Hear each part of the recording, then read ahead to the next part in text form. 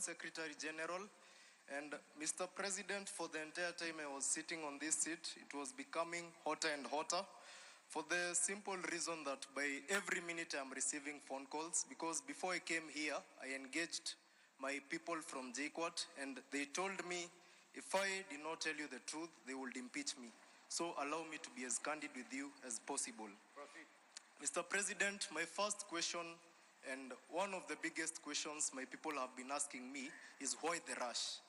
Why the rush in implementing a model that has a lot of technicalities? Why the rush?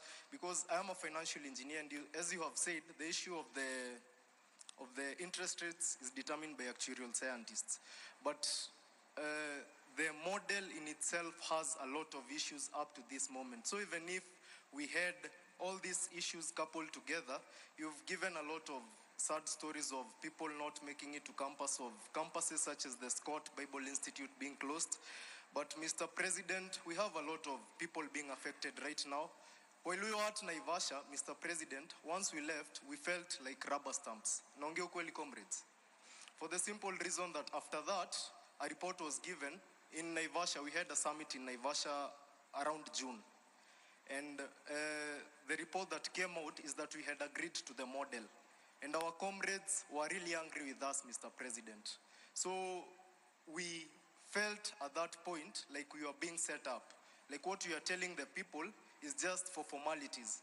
And we have spoken in a lot of forums, Mr. President, but I believe you have already noticed that people are not clapping much to even the best of points, because there's a general tiresome.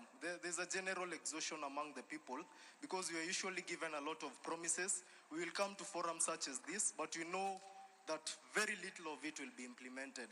And Mr. President, we also know that corruption is the biggest public expenditure. And before you came into office, there were people you came into office with who had corruption scandals. But once they got into office, they became suddenly people of integrity.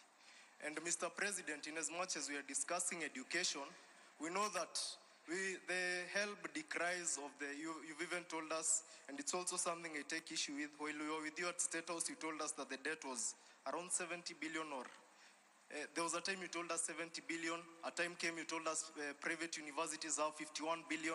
And today you said 180 billion. And as a financial engineer, I'm finding it a little bit hard to reconcile all these figures, Mr. President. So you could also state it a bit more clearly over that.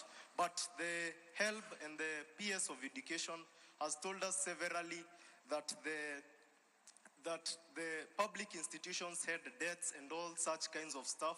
But we have seen exposés on Twitter, exposés by the Auditor General, telling us that a chair somewhere cost 3.3 million, Mr. President. I will not rush to criticize anything of the sort, but you know that corruption is a big expenditure in this country.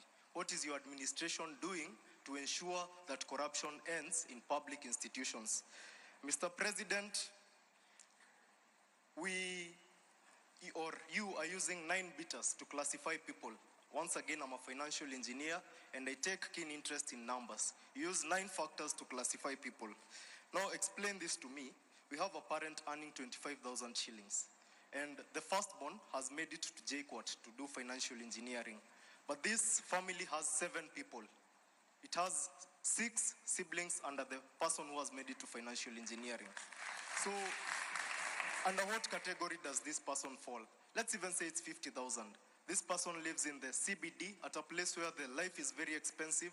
So under what category does this person fall? Or will we have the same thing repeating itself of that girl who was looking at the people with graduation gowns? Because the firstborn, yes, made it to campus and they found the new funding model and they appealed because they were placed in band 5.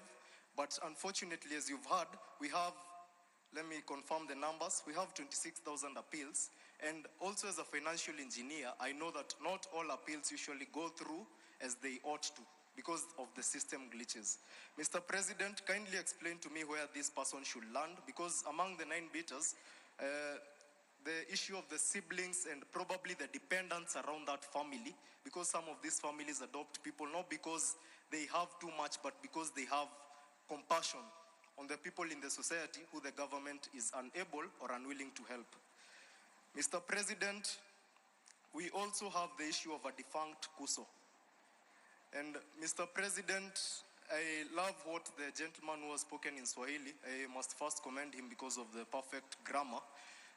Of the issue of, I do not know if you know anyone who represents other campus students. Because, comrades, do you know anyone who represents you? Do you have anyone?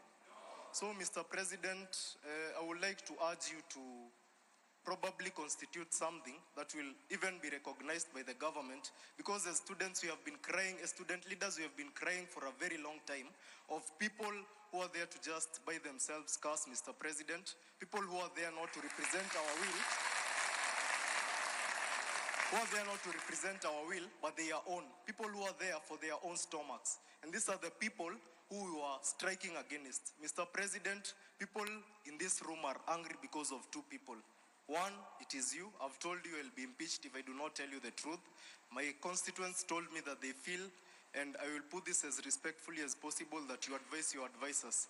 Because of the issues, for example, let's say the issue of the new funding model. Mr. President, the only person who has explained the new funding model in the best way is you. So my constituents were asking me, as in, shouldn't the people in charge of that ministry be able to put it better than the president himself? The other person that the comrades are very angry with is in this room, seated somewhere in front, Mr. President, somebody who has been claiming to represent our interests. But, comrades, does that person represent your interests? Does that person represent your interests? So, Mr. President, if anyone comes to you claiming, Mr. President,